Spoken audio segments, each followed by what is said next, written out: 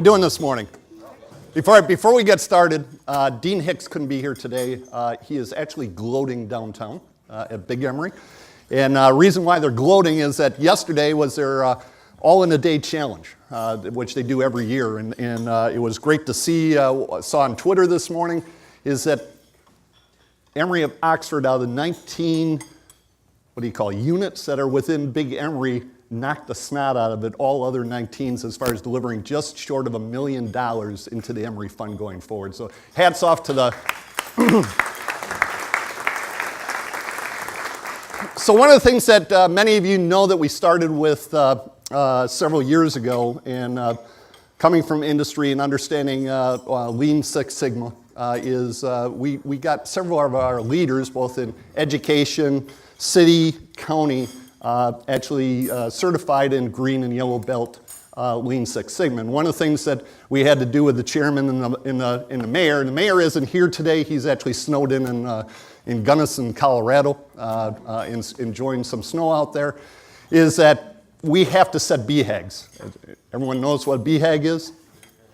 There we go. Some people have been listening. It's a big, hairy, audacious goals. We won't talk about the other acronyms that are out there on the people on the floor, but what is a big, hairy, audacious goal? And you saw the chairman talk about 1 Newton from the standpoint of bringing everybody together within the county, but from the standpoint of what Sarah and our office goes forward with, is that everything that we do goes to the 2 BHAGs that the 2 gentlemen have sent for us. One is that we will eradicate all poverty, and we will drive to zero unemployment.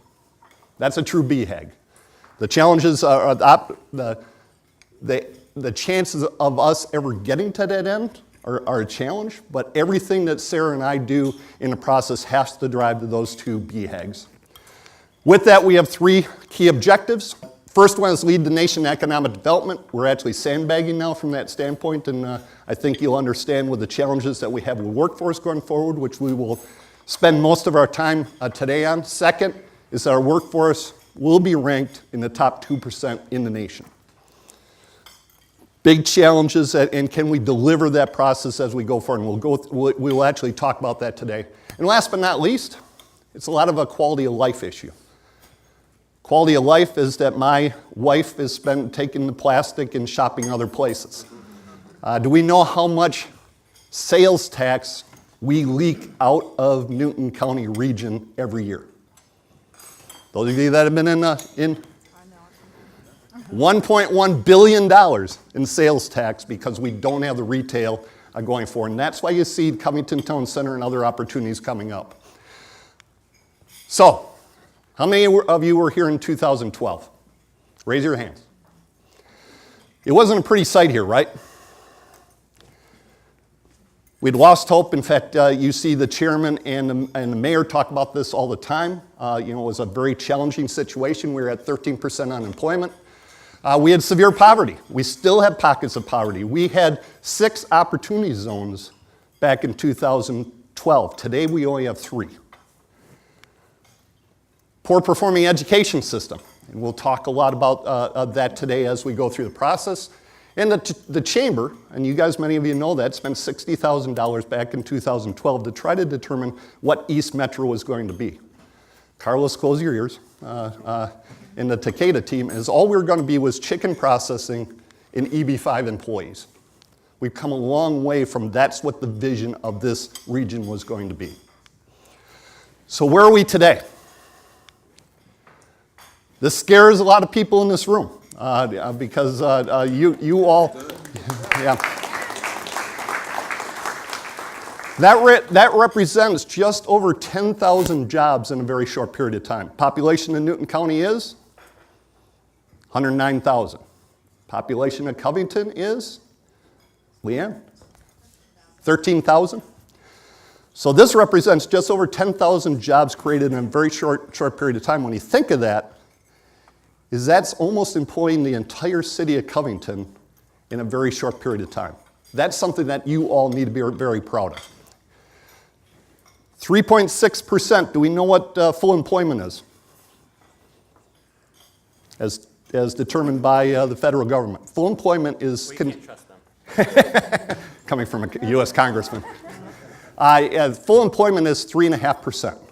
we're 0.1% from full employment. And we suspect that that's going to bounce around as more people come into the workforce as we go forward. We sat down with several industries on Monday, I think it was, Ralph, or whatever day, Tuesday. And what concerns do we have in this? We talked this last year when we got together, right? Stop recruiting. We got too many jobs coming. We have Takeda. I think I heard Elliot talk about on Tuesday that we're at 890 total employees out there, and we're going to be at least 1,500 this time next year. We know that we're going to have, on current jobs that we've already identified, over 2,000 jobs in the next 12 to 18 months in our region. That's a scary thought. And how are we going to do that go forward? And that's really what we want to talk about today. I won't go through this. Those of you that were at the chamber dinner, this is the class of 2018 as far as the projects going forward. Sarah and I, we're in a conference, and this scares you all. It scares us. We were in a conference last February. Avalanche Consulting Company put this slide up in front of us. We scrambled to try to find Newton County on here because these are all the counties in the state of Georgia and unemployment rates. You guys can't see it. That's Newton County.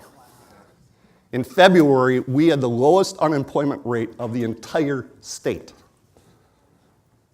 Scary numbers, again, if you're trying to employ a workforce going forward. In fact, we all cited, we jumped around, we put it up on social media, and we celebrated about for 2-3 hours, and then we said, uh-oh. We got to pull that down because our competition is going to use that against us for recruiting standpoints. So I'm going to get into some numbers here. Hang on to your shorts as you go through this. You need to understand these numbers because these numbers are very important to what we're doing. It will set up the second half of the discussion that we're going through. Is that we talk about a 35-mile range and a 10-mile range. The reason why we do that is that when we're working on billion-dollar projects, to get a ticket to the dance, we need to have at least 330,000 people in the workforce, not population, in the workforce. So when we worked on Land Rover Jaguar, when we worked on Toyota Mazda, that's the number that we got to look at. It isn't population, but we'll talk about population here first. So in a 35-mile range, our population is 4.2 million. And you can read underneath the increases both in the last 5 years and what they anticipated to grow in the next 5 years as we go from this standpoint. The critical number and the ticket to the dance is that we have 2.2 million people in the workforce within that 35-mile radius. That's a lot of jobs. And if you look at, in the last 5 years, that's an increase of over 250,000 jobs within that 35-mile radius. So let's jump to the 10-mile radius. This is hopefully where we're, where we're going to get more people living as we go through this process, is that we're just short of 600,000 people in population within that 10-mile radius. We have just short of 200,000 people within that 10-mile radius that are actually in jobs. You can see the increases the last 5 years and what they anticipate to grow in the next 5 years from this standpoint. We want to become, and this is, we checked with the city last week, we continue to check with the county, is we need to continue to see whether we want to be a bedroom community of Atlanta or do we want to create jobs here going forward. And I think the direction that Sarah and I are getting is that we want to create the job base here. First thing, we have people like Carlos that have electric vehicles be able to go out and so have you ever seen anyone driving 45 miles an hour down Interstate 20 in a Cadillac? The reason why Carlos is doing that, because he isn't going to pay a cent of gasoline. He's going to run his electric. Sorry, Carlos, I couldn't resist. It is true. Now, this is a scary slide, guys. I think it's music to the ears of a lot of the people in this room. It's hard to see. I'll walk you through it. These are actually the city, the county, realtors sat down, I think the 3rd of January, and said, guys, we got to get a handle on what is coming up and what is permitted for new homes, multifamily, and hotels coming forward. What this shows you is the red are subdivisions that are coming up for 2019, 2020. The blue are multifamily, and the green are hotels. In fact, if you pay any attention to our social media, we've announced 2 hotels in the last 60 days. The Home 2 that will be going next to the Hampton Inn, and the Advin that was press released, I think, on Tuesday, which will be going next to the Longhorn on 278. What does that represent? Sorry, it's hard to read, it's a little bit blurry. It represents somewhere between 4,000 and 6,000 rooftops in the next 2 years. Compared to total permits that we had last year was 650. 2012, it was 31. So you're starting to see the construction and the begging of some of our industries to make sure that we put housing sources in place. We have the first mid-rise, millennial-driven, multifamily 350 unit going up. Should close on February 14th with it coming out of the ground in Covington Town Center shortly after, shortly after that. So let's get a little bit deeper into the workforce and housing issue. Is that in the 35-mile range is that we have about 1 million millennials, which is it's par, it's right with the U.S. average. If you can't read it, the black dot is the U.S. average. From retiring soon, us gray-haired tsunami guys that are out there, is we're going to see about 1 million people come out of the workforce here in a very short period of time. Our racial diversity, especially from our recruiting standpoint, from Fortune 500, Fortune 100, Fortune 50 companies that want to make sure that we're going into a place that is very diverse, is very good, but we need to make sure that they're educated. And last but not least, an interesting stat, and you'll see it when we go to the 10-mile range, is that in Metro Atlanta, the veterans are actually below the U.S. average, which was very interesting for us as we looked at it. Let's go to the 10-mile range. This is our problem. So we don't have the millennials. In fact, the majority of our professionals, I know Josh, I think, is in here from General Mills, and others, where do they live? A lot of them live in the old 4th Ward. They're living at Pond City. They're living at Krog Street because they want to live in a forever young community. My son's 35, married to a medical professional. They don't have kids. They have 2 golden retrievers. That's their kids. We got grand dogs from that standpoint. We have to change that because the majority of industries in here that are going to be hiring a fair amount of people, those 2,000 people, are all millennials. Where do our school teachers live? There aren't places for our school teachers to live that come out of college. The developments that we're looking with, the first one with the elevation project coming up in Covington Town Center, will be to start to try to address that. The rents in there, even though don't believe everything you see on social media, they aren't low income unless you consider somewhere between $1,200 and $3,400 a month low income. Retiring soon, a little bit less, but that's still a fair amount in that 10-mile range of about 150,000 people that will be retiring here fairly shortly. And racial diversity, again, a little bit less diverse than the metro area, but still great from a diversity standpoint. And exact opposite that what you saw in the 35-mile range is that, did I turn myself off? The veterans, we're a little bit higher, and that's great from our standpoint because that allows us to bring more federal dollars in to train veterans into the system. So again, a lot of numbers there. You have to understand them to go forward, and I know a lot of HR people in here understand these issues going forward. This is something that we worry about and keep us up at night almost every day. So let's talk about median income. This number scares the crap out of me because if you look at the 35-mile range, it's $70,000. It's hard to recruit manufacturing at $70,000. That's what we're competing against. The good news and the bad news, if you get to the 10-mile range, it's 47.6. You can see where the national average is at 64, which is about where Newton County is. But if you look at 10-mile radius, we're at 47.6. It's good news for recruiting industry. It's bad news for commercial development as we look at people as we go forward. So it's a double-edged sword as we go through the process. I want to turn it over to Sarah to talk about the job fair, and then we're going to get into the workforce development standpoint right after that. So I know many of you attended and also participated in the job fair. If you did, raise your hand. Thank you. If you didn't, shame on you. We are very, very excited to have such a wonderful partner in Congressman Jody Heiss. And what's funny, and I love to tell this story, is that the previous assistant of Congressman Heiss's office had this incredible idea with him, and he said, we're going to put a job fair together. We said, that's great. And then 2 months later, he left. But we have a wonderful replacement. We have incredible job fairs. Thank you for participating. Diggs, can you put slide? And so, looking at the job fair this past year, we'll give you some rundown.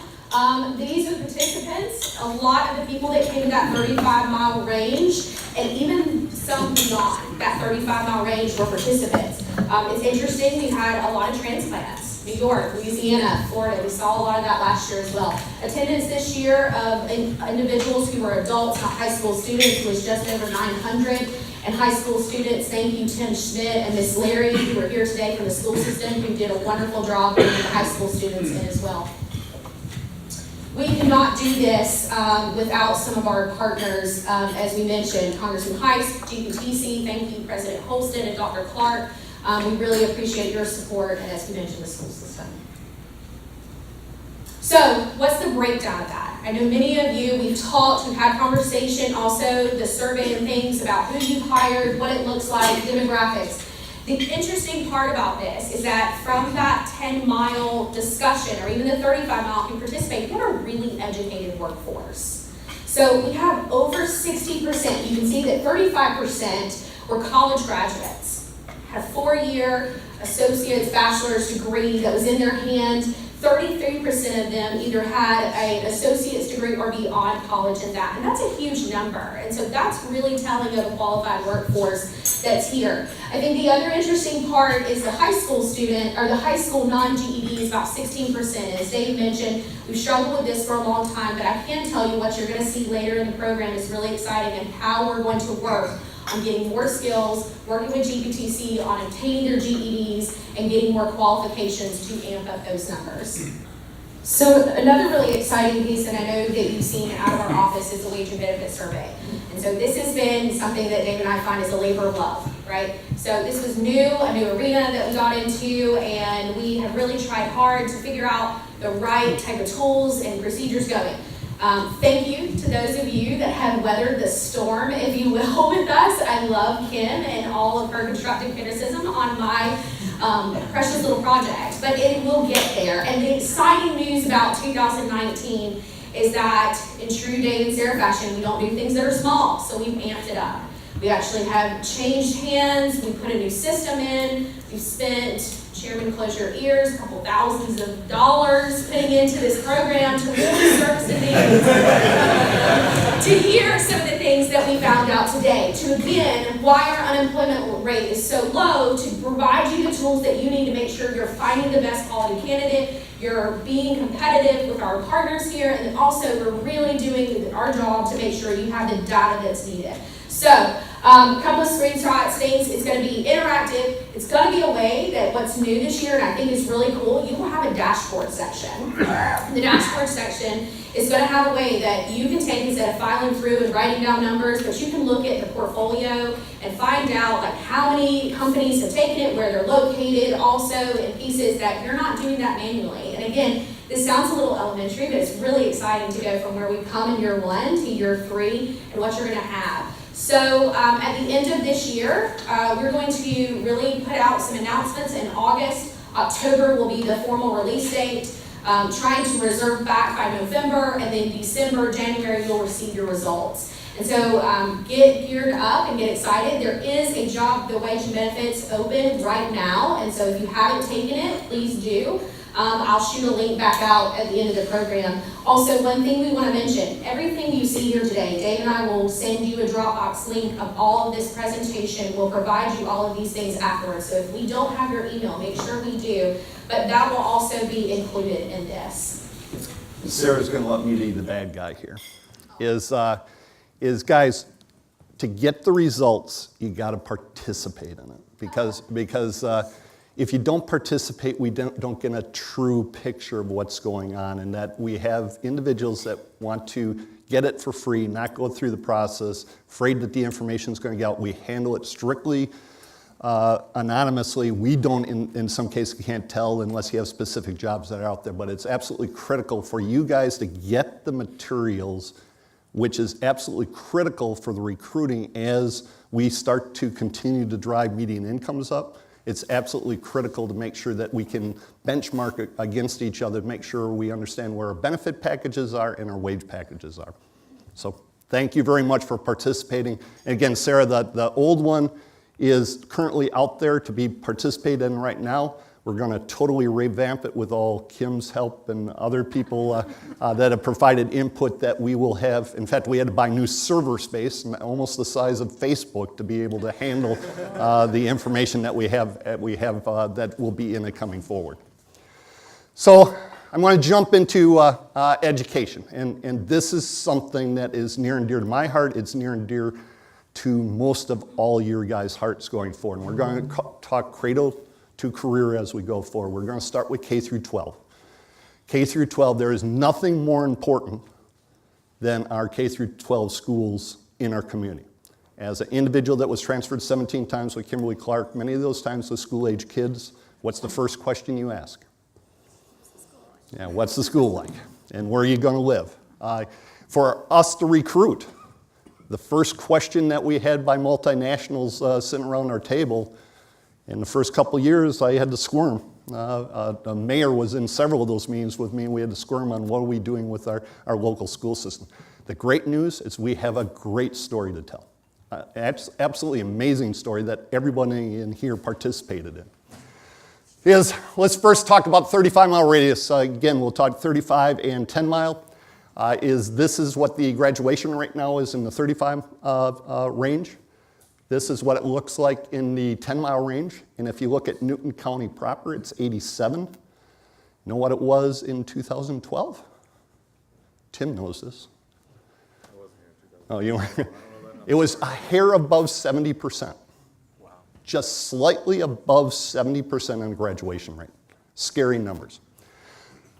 We talked, I think we introduced this to you last year. We used the Distressed Community Index, which has all the components on the left that goes into this. We showed the 2015 slide. Then we followed it up with 2017 last year. We talked about the donut starting to develop around Atlanta. This is where we are now. You can see Newton County on there and what's turning us blue. And when we get the link, if you see the DCI 2018, if you guys are the nerds and the analytical people in the room, the Matts, the engineers that want to get into the hole, you can actually click that on and see the way that's calculated out. So what I want to do is talk about timeline, and we'll run through this real quick. Here's 2007, 2012, right? Some of this we already talked about. 13% unemployment. Our school system was ranked a D and F across the board. We did not have a school in the C range. Let that sink in.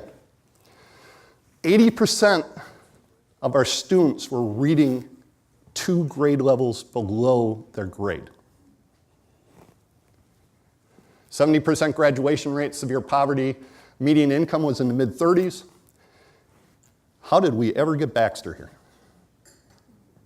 Yeah, really, it's amazing that Baxter located a multi-billion-dollar facility with those types of numbers. The good news is that over the years, and with Tim's help and the school system's help, we put a lot of programs in. And many of you know about them, and I would love to talk more about these if you have additional questions, because some of these are simply absolutely amazing. And Sarah, go ahead and... Sorry, the one thing, when you leave, we have these new fancy handouts. A lot of you have asked, tell us about schools, but don't give us this big presentation. And so we've put a full, basic, dummy-proof way of talking about some of these programs. It also has this full list in here. So on your way out, please grab one. And we'll provide them to you at your offices if you need more and want to provide these to other people. So where are we today? 2019. We've gone from no hope to hope. In fact, even further than hope. Is that we have the 3.6% unemployment rate now. Our schools are now ranked in the C and B range. That's a huge accomplishment, guys, in a very short period of time. And we'll talk about one more announcement that I don't think is made public out there. We'll talk about it here in a second. Our graduation rate went from 70% to 87%. Newton High School, Eastside High School has now been 3 years in a row above 90% in graduation rate. Our theme school has been ranked #1 in the state as far as middle schools. #1 in the state. We now have a respected technical college, which we're going to spend a lot of time on here in a second. Median income now is between 55-60%, and the future is wide open for whatever we want to do. So let's take a look at 2013. We're D school, right? Right before Christmas, I went out and pulled the report. We're just short of a B school system now. Huge shift, guys. We do not have a school below a C in the county. Let me say that again for all the haters that are out there. Talk about our school systems. We do not have a school that's below a C right now. And we need to be, you are my soldiers. You are Sarah's soldiers, easy for me to say. You're Tim's soldiers. We have to communicate this from the top of the rafters. For the first time that I can ever measure, and I look back, is for the first time ever, we have a high school that's ranked at A in the country. That's huge. And we actually have a ranking. That this is the first time that we've actually got a ranking that this is a big deal, guys. This makes it very easy for us to sit down and hopefully for the HR people in the room. In the past, we couldn't talk about this. We should be screaming this as we go through the process. These are graduation rates by year, published in a paper not too long ago, and you can see the U.S. and Georgia average, with the green line being Newton County as a whole, with Eastside High School on the top.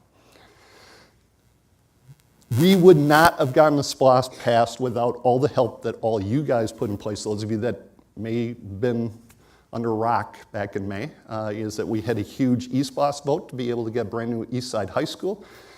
Those of you that do not understand is Eastside High School is not in a high school currently. It's in a middle school. It was built as a middle school with a high school in it. We will actually have a purpose-built high school for Eastside, and we will move the theme school into the old Eastside High School, which will be able to triple the capacity of the theme school, which is a huge, huge opportunity. Connect Newton. Connect Newton. So thanks to Dr. Tim Schmidt from the school system and his brainchild, we put together a program called Connect Newton. We have basically put together an externship for teachers. One thing that Tim and I found was in the gap of really understanding of why a high school student wasn't coming directly into the industry or heading to GBTC was that we had a communication error. We had a communication gap that we truly didn't understand what goes on in the doors of Takeda, General Mills, Nishinbo. And we didn't really understand. And it wasn't just the student and the parent. One of our biggest problems or obstacles at that moment was our teachers. And teachers really understanding what took place in these facilities to help steer a student that might be interested in going into this. So Connect Newton had 3 of our wonderful partners, companies, they're here today, that took the risk and said, you know what, we'll sign up. Sarah, Tim, we're crazy enough to do it, and we were really excited about that. And we had 12 teachers that signed up, went through a week-long program through the summer, and were able to really get immersed in the manufacturing lifestyle. This is the exciting part, and I want to say kudos to the school system. The school system found that this was such an important program, and also they really believed in Tim and Ms. Leary and the other teachers coming behind is that this school system put $25,000 in for this year to help pay for their teachers to go through this program. The teachers receive a stipend. They come and take their summer. Which I'm going, that's why you're a teacher. You get summers off. And so they took their summer, they took a week long, they get paid, but the payment came directly from the schools. They said, this is important to us, this makes sense, this is providing the pipeline. And so last year at 12, they actually doubled the number and have provided $25,000. This year we'll have 24 teachers. We're going to add 3 more industries. We have talked to a few, but if you are interested, love to have the conversation. Applications are now open for teachers. Industries we hope to announce next week. I can already tell you that I've had some confirmations. Kim and Ashimbo, they're back. SRG Global, Seamus, your team is back. Clarion Metals, Carrie and Chuck, they're back on board. Takeda, thank you for signing back on. And we really appreciate that and can't thank you enough. So we've got a couple open slots. The week will be the 10th through the 14th, and David will put the video. To talk about the German apprenticeship program for the companies, you see the 7 companies that are up there that are actually participating in it. I truly thank you going through the process. We could not do that without you. We had to change labor law within the state of Georgia to allow 15-year-olds to start as freshmen into the program. We were the second in the state to do that after we took a look at the Colorado model about 3 years ago, with it really kicking off year before last with the first graduation class coming up in 2021. I think Larry's in here. Did I see Larry? Larry, can you stand up? Larry Alford from Georgia Tech is the father of, we would not have the German apprenticeship program without Larry's help and support, coaching through the process, and a great debt of gratitude from all of us for the work that you guys have done. We have 11 apprentices in the program as we sit right now. They're on track for 2021. What's next? And Dave's going to be a little bit of dad here talking to you all because we have kinks. We are going to have kinks. And what I'm going to talk about is Dr. Holston. Can you stand up? Dr. Holston, if you haven't met him, you need to get to know him. He is the new president at GPTC. He's the new sheriff in town. You guys have to realize what GPTC has gone through in the last 6 months. It is miraculous that we are actually getting everything that we can out of it. We realize that we've laid off 35 people and we're rebuilding the college from the ground up. Everything that you all talked to me and others and to Dr. Clark about the challenges that we had at GPTC are coming true. Unfortunately, when you do that much change, we have speed bumps. And we are going to have speed bumps through the issue. As a ex-manufacturing guy and not having a whole lot of contact with GPTC a year ago, to the standpoint now that Dr. Clark is my brother from another mother, and that, in fact, my wife came down, I was watching Premier League English soccer on Saturday morning, I think it's 7 o'clock, and I'm on a teleconference on Saturday morning with Dr. Clark, 10 o'clock at night, 3 o'clock in the morning. He has no life. But please have patience. And the question, in fact, Ken talked to me a little bit about, what's the concern that we have out here? And the concern on all you guys on this side of the fence is, can we execute? Can we execute? And I'm here to say that we can absolutely execute, and part of the panel discussion we're going to have this morning won't be on the German apprenticeship piece, but it will be an important piece with the Metro Atlanta Corporate College coming forward. Finish up with the German apprenticeship program. We need additional industry apprentice slots as we go forward because Tim has more kids that want to get into the program than we actually have slots. We want to double the amount of apprentices in the next 2 years. And our first graduation class is coming up in 2021, which is a big deal as we go forward. We have Bosch, we've had, what's the gun manufacturer, German? Glock, and other German companies coming to say, you guys have this program, we're interested in getting involved with it. So, also with GPTC going forward, we had our inaugural class of 5 individuals that just graduated in December. And there were 5. All 5 were Newton County residents that were unemployed. 4 out of the 5 now are employed in manufacturing jobs because coming out of the program. And we now have February 11th, we have 7 more coming out. In fact, there was a lottery already set up in a meeting that we had the other day of who's going to get the 7 that come out of that. So again, understanding and hearing the needs of, and responding to the needs of the industry that we have going forward. So, to talk us through the Metro Atlanta Career Corporate College is I'm going to let Dr. Clark first introduce his panel and then walk us through. And this is set up for a discussion and questions. If you guys have questions in this process, make sure that you understand what's going forward and make sure that you comprehend what's going to be taking place over the next couple months. Dr. Clark. Good morning, everybody. My name is Bernd Clark. I'm the Vice President of Economic Development at Georgia Piedmont. I'm really happy to be here today. I'm going to let the panel introduce themselves with their representatives from Polk State and from Rockwell Industries, who we've been working with for the past probably 2 months to be able to bring a very innovative and I believe exciting opportunity to provide high quality training here for Newton County. So I'm going to let the panel introduce them. First, our president, of course. All right, good morning, everyone. My name is Tavares Holston. I am starting month 5.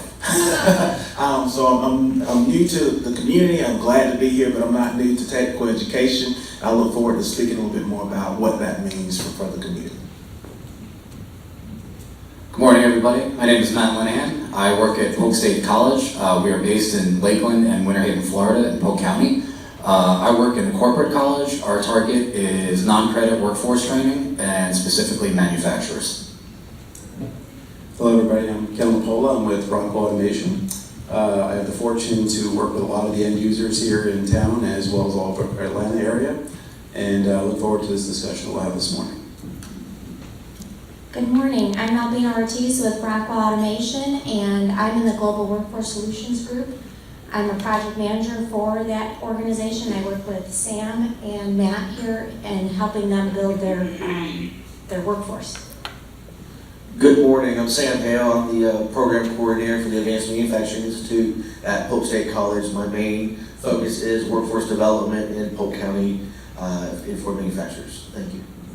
And so about 2 months ago, we met with Dave down at Mystic Grill and talked about some of the things that he felt that we should think about in terms of how we can move our efforts forward to help the workforce in the region. And so the thought was that we would team up with Rockwell Industries and look at a college that had a very best practice model that we can replicate. And Polk State was that college. And so we went down to Polk State to Tampa. I was able to meet with the team down there with Sam and the rest of the team and talk to them about some of the best practices that they're doing with helping industry get trained. They also have a very excellent partnership with Rockwell that they've had for approximately about 11 years now that they have been doing, and it has been going very well. They train a lot of the industries out there, and it is really, I use the word global, but it's very regional, but they have a very large stretch that they accommodate. They do training 40 weeks out of the year, and they help a lot of the industries, whether it's mechanical, electrical, or automation. And so myself, our director for advanced manufacturing, Brian Sexton. Brian, are you here? Can you stand up, please? We went down there, we met with the team. We were able to understand what they're doing down there, how they are working with the industry, so we can bring that back here and we can provide those services to you, industry, and make sure that you have what you need. That we've taken time, we know what your needs are because we've done research on that. We've gone out, we've talked to you, and we've been able to say, okay, we understand what you need and align that up with what Rockwell offers. And you'll hear more about that as we go through this presentation so that way we can be responsive to you immediately. And this is something that we want to put in place as early as April. So I'm going to help Dr. Clark get started from the standpoint that you guys realize I spent 34 years in industry. All you engineers in the room, please put your earmuffs on. How many are in here? Oh, this is good. I can pick on them. realized that I would hire hundreds of engineers a year.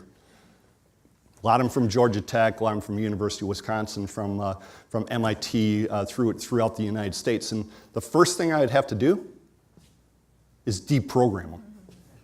Because they have theory, but they do not have a clue how to run automation on the floor. And the first thing I would have to do was send them to the Rockwell Academy, which was now a decade ago. That's before Polk State. It actually was called the Rockwell Academy. It was in Milwaukee, Wisconsin. And I'd spend $70,000 for a 6-week program to get them trained. How many people do you typically retain in that first year or two? So 1 out of 12 I was throwing out, and I probably had invested $100,000 in training them.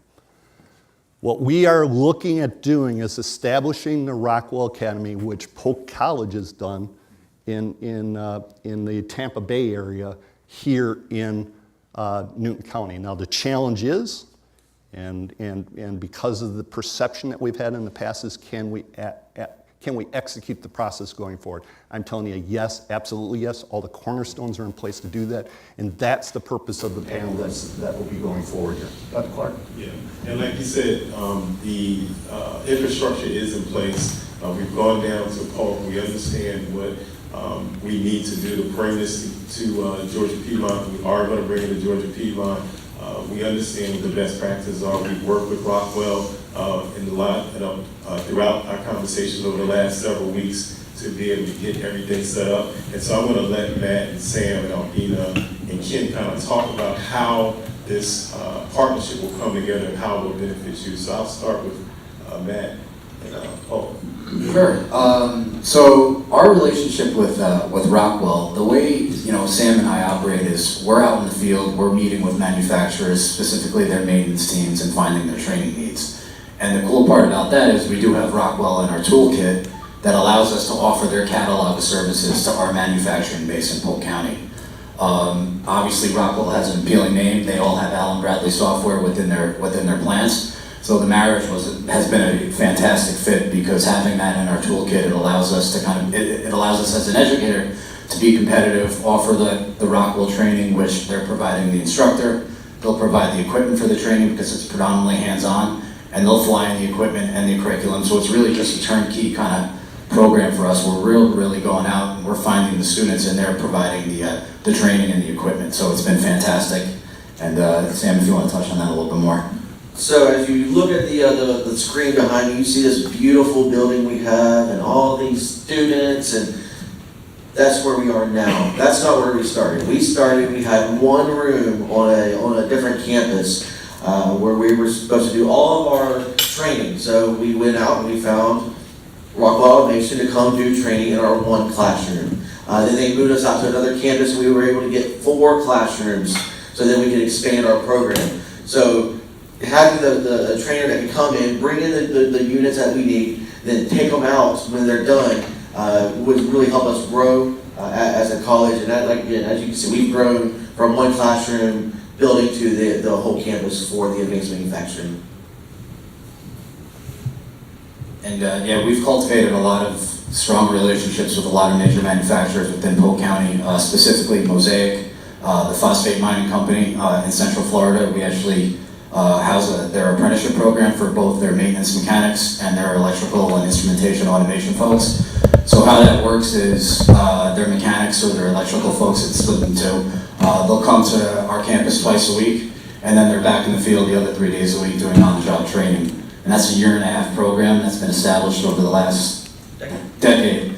And basically, once they finish the program, they're given a promotion and also a pay raise. So Mosaic had identified a business issue where they're having a lot of their maintenance folks retiring within the next 10 years. And they basically came to the decision that they need to start training from within in order to build that pipeline and make sure they had the necessary talent to replace the guys that were retiring. And I'm sure that's no different to what you're seeing up in Georgia, where the retirement cliff is real, and we need to make sure that we're training folks to have the necessary skills where they can succeed in the workforce. So that's kind of Sam and I's responsibility, and we're having a good time doing it. We've been successful doing it, so we're happy to share our knowledge and best practices. So thank you again for having us here too. So. Ken and Albina, I have one of the Rockwell packages up there. Can one of you talk about, actually I went, sorry. Can we talk about the programs and how it's executed and that it can be done 24/7, 7 days a week? Sure. Just before we get to execution, I just wanted to touch base on the hands-on piece. So all of Rockwell classes are about 70% hands-on. So we're not teaching just theory. We want to make sure that the students coming in or the employees coming in really walk out knowing what they're doing. So they're doing labs and ensuring that they understand the concepts that we're teaching them. The packet up there, so each one of our courses comes with a full guide and a lab guide.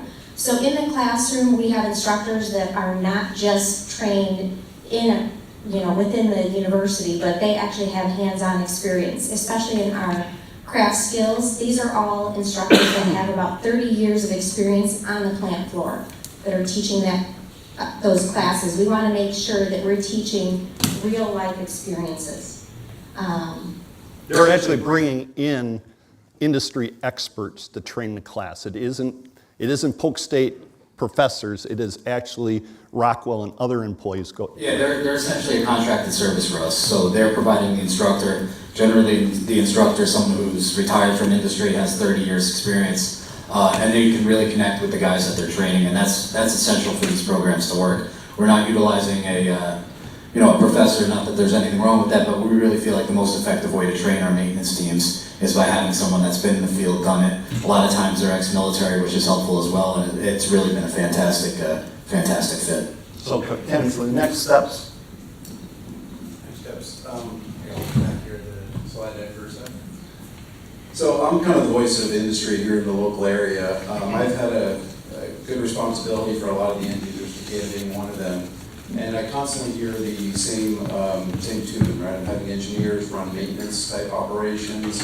They can no longer execute corporate projects like the traditional approach, things like that. And then the skill set to work on this equipment is lacking. You peel back that onion a little bit, you try to understand where that is, right? It's troubleshooting skills.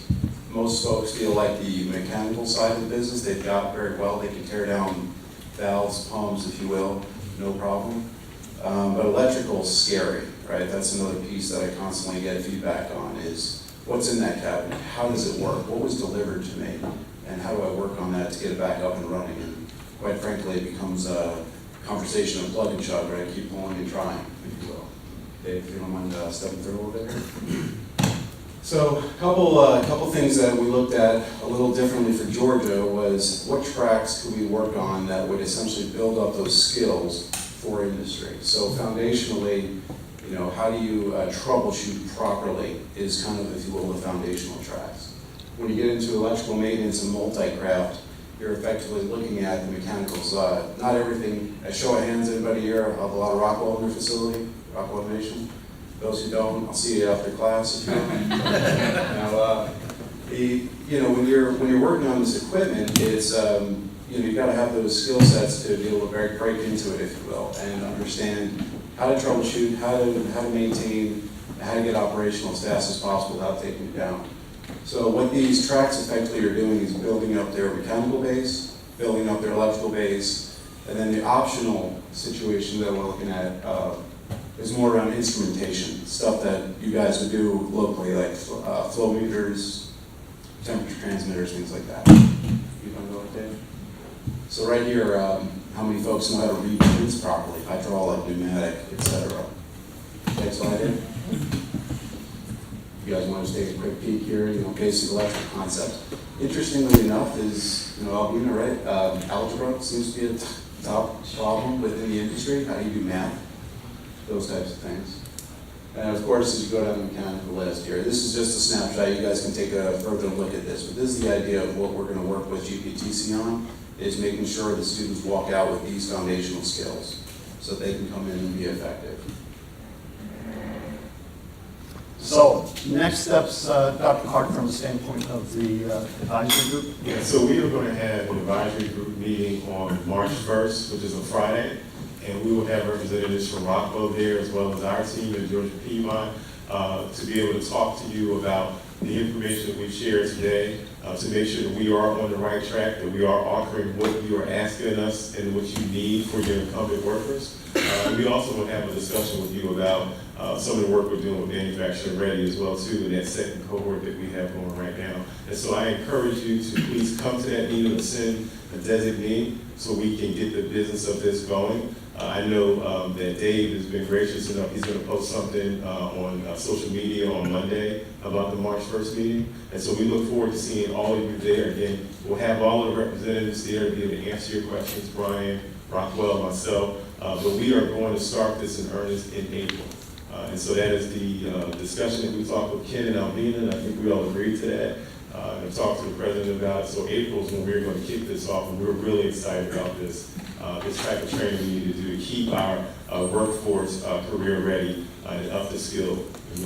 Yeah, for each one of those blocks, if I go back here, is we need to have at least 6 students in each class go forward, and we aren't not just going to depend on Rockdale, Newton County, Walton, or Morgan County. What we're going to do is we're actually going to recruit from Chattanooga Volkswagen plant, to Charleston, the BMW plant, to Greenville, the BMW plant, to Charleston for the ports, the Savannah for the ports, for Brunswick for the ports, across the Mobile, up to Huntsville, Alabama, Birmingham, and then back Chattanooga. That's the recruiting base that we're going to make sure that we can provide as many of these blocks as possible. One of the links that we'll provide with you is the actual Rockwell Academy catalog, which is paper is about this thick. These are just a snapshot of what we know is needed in the region. It is everything you ever wanted to know, from soup to nuts, all the way down to NFPA 70E requirements that you guys need to do on a yearly basis from an OSHA standpoint. This could not be done without these indispensable partners going forward. And again, hats off to all of them. Many of you don't know what the one next to the Newton County school system, that's actually the American German Chamber that actually is certifying our German apprenticeship program going forward. All right. So let's talk quality of life, and I'll get you guys out of here. Our future growth, we talked a lot about it. What's going on in quality of life? Because a lot of our, you guys will holler at me, I walk out of the, is a lot of our recruiting issues has to be also quality of life issues as we go forward. We need to look at reducing highway congestion as we go forward. It's a big issue, or we're going to turn Interstate 20 into 400 here real quick. Reduce carbon emissions. I put this specifically in here for Carlos. Reduced fuel costs, also Carlos. And reduce time to market for all of us as we go forward. Improve safety and security of our loads to be able to get to their final destination, including the last mile. And we all understand the problem that we have with trucker shortage. This is becoming a huge issue. In fact, you see Walmart now is paying their truckers what salary a year? Yeah, 80 plus grand a year to just drive trucks. Many of you may have seen, if you follow me on social media, it started with a presentation to MARTA last year in June. And we made a pitch to MARTA that the end of MARTA needs to be at Stanton Springs, because we will put between 30 and 50,000 people out there. Put myself on the Council for Quality Growth in the state of Georgia, and it was just released to ARC. We made the sheet to get out there. Now, this isn't going to be next year, guys. It's going to be a while to get that, but at least we made the sheet as go forward. So, just 4 local industries. Create 15,000 lifts. You know what a lift is? Lift is taking a trailer off the ground and putting it on a train. So we have 15,000 lifts just with 4 local industries here in Newton County. Put that together, that's 30,000 trucks on I-20. You line those trucks up nose to tail, that stretches from our office downtown Covington to just south of Orlando, to try to dimensionalize it. And all those are going between Covington, Georgia, and downtown Atlanta to the CSX intermodal site. So you're going to start to hear more of this. We're moving forward and taking a look at investigating the Covington Containerplex going forward. These are the intermodal sites or inland ports or containerplexes that you see currently. And there's a new one that's between the Chatworth and the, what's the one up there in the Greer site, which is the Gainesville site going forward. You see a big hole there, right? The big hole's right over Covington, Georgia. That's one-day transit time by rail. The far out one, which is a huge opportunity. This is a scary slide. This is why we are having so much congestion on our highways within the metro Atlanta area. These are total lifts within a 40-mile circumference of Covington, Georgia. If you look down in the right-hand corner, that's 800,000 TEUs.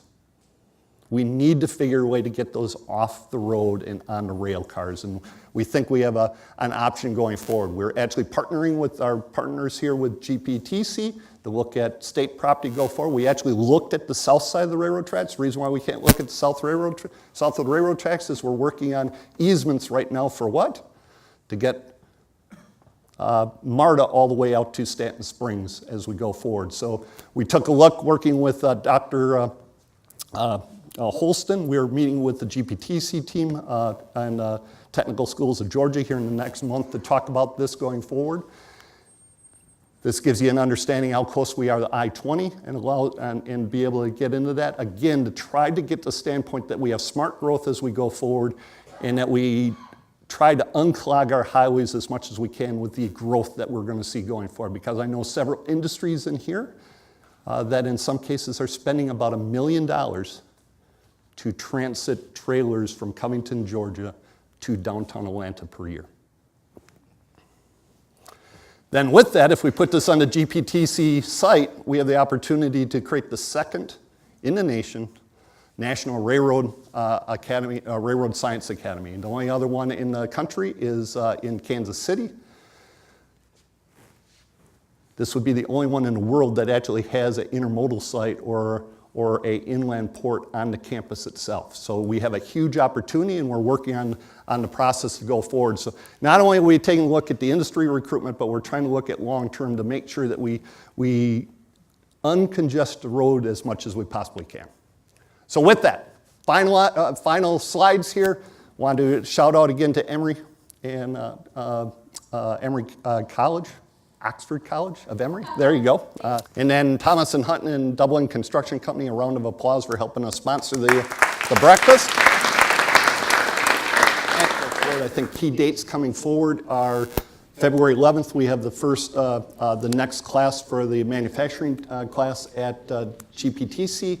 And then March 1, we'll be looking for the advisory committee to get together for what will be the Rockwell Academy or the Advanced Manufacturing Lab at GPTC, which will be housed under the Metro Atlanta Corporate College. Any other questions?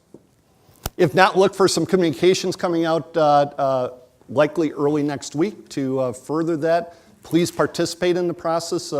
We aren't going to just rely on the local industry to pull that together because, again, we need at least 6 people in a class to make it financially feasible to go forward. And it should be a huge opportunity. And I know from my past experience of 34 years being in manufacturing, not only will it give you guys a great opportunity to get people trained locally without putting them on airplanes or hotel rooms, you can actually do it right here in your backyard.